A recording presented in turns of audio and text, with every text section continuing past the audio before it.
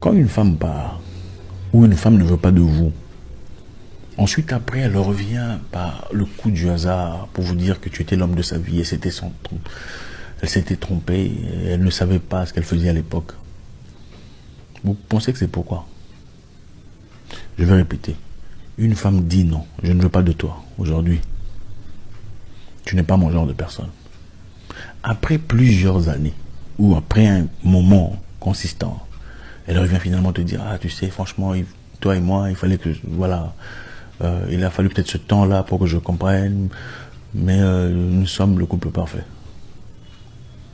Vous pensez qu'elle est partie soudainement, l'esprit des dieux est entré en elle, elle a changé d'esprit, voilà, maintenant tu es parfait, tu n'étais pas assez bien à l'époque, tu n'étais pas son style, soudain tu es devenu ce qu'il faut. Non, ça veut simplement dire, un, là où elle est partie, ça n'a pas marché. Deux, vous êtes la meilleure option après là-bas. Trois, elle essaie de se racheter. Peut-être pour vouloir prouver de l'autre côté qu'elle peut continuer sa vie avec quelqu'un d'assez adéquat. Mais les deux premiers sont le plus évident. Là où elle est partie, ça n'a pas marché. Vous êtes l'option, la meilleure option. En tout cas, parmi les options qu'il y a. Il n'y avait pas que vous. Je vous rappelle qu'il n'y a pas que vous comme option. C'est-à-dire, elle a évalué ses possibilités. Elle s'est dit, bon, ok, au lieu de rester toute seule, à cramer là dans un coin, à pétrir, je vais prendre ce monsieur-là. C'est ça la réalité. Malheureusement, beaucoup de femmes ont quelque part un monsieur là dans le coin en train d'attendre. En train d'attendre son opportunité. Aussitôt que ça ne marche pas ici, elle se retourne là-bas.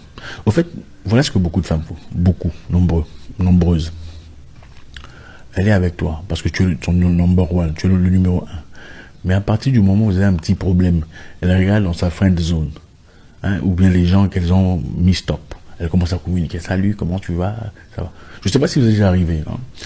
Hein. Vous écrivez à une personne en ligne, par exemple, dites salut ou bonjour, comment allez-vous? Elle ne vous répond pas. Et puis elle vient vous répondre après un an. Vous pensez que c'est pourquoi? Vous écrivez bonjour, comment tu vas? Elle ne vous répond pas. Elle répond après un an. Vous pensez que c'est après un an qu'elle a eu des yeux? Non, elle a vu votre message depuis très longtemps. Elle vous a répondu parce que, un, elle a checké votre profil, elle a dit, c'est pas mal celui-là. Deuxièmement, elle est d'abord principalement en train de traverser un moment difficile. Elle a besoin d'exutoire. Elle a besoin d'une personne pour l'aider à sortir de son désarroi. Ça, c'est la personne.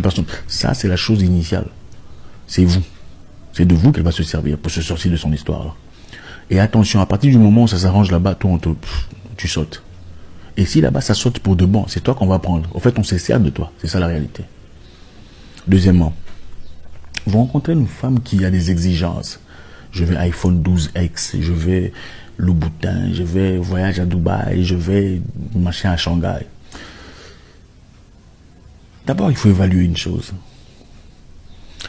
Il est évident qu'en Afrique, c'est l'homme qui prend soin de sa femme. Et c'est très important et ça fait partie des choses qui établissent l'autorité de l'homme dans sa famille. Il est important. Hein?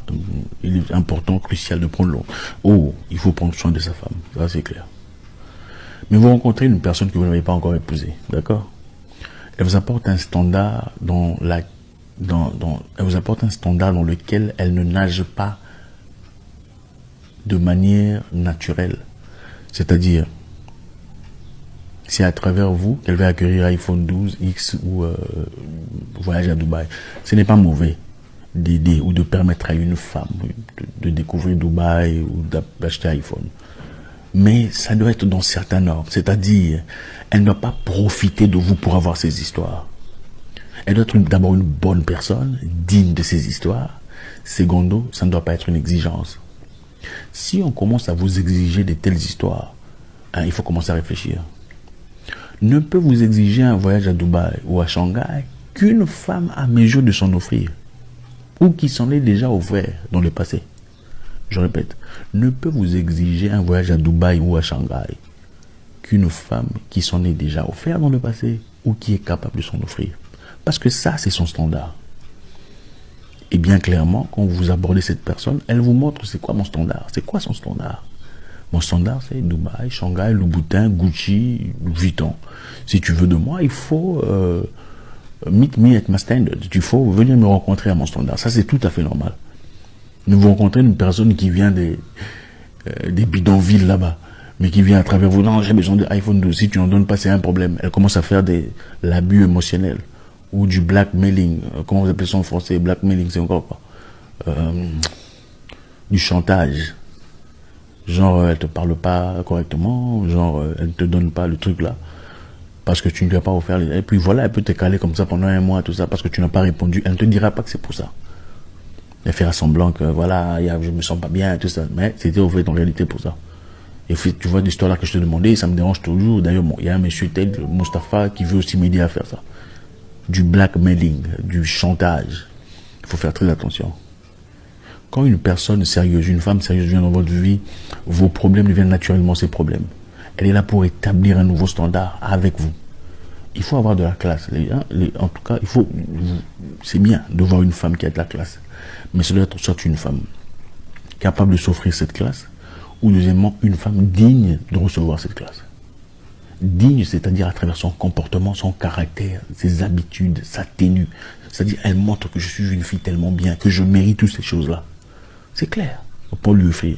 Mais il y a des femmes qui n'apportent rien à part le corps. Ça, c'est clair. Et celles-là, quand elles osent vous exiger un standard dans lequel elles n'ont jamais vécu, au point de vous engorger, en tout cas votre système financier, il faut faire très attention. Hein. Vous avez besoin d'un partenaire ou d'une partenaire qui va vous aider à évoluer. Pas une personne qui va vous faire tomber, ou vous aider à vous ébranler, ou vous empêcher de croître. Ce n'est pas ça l'objectif.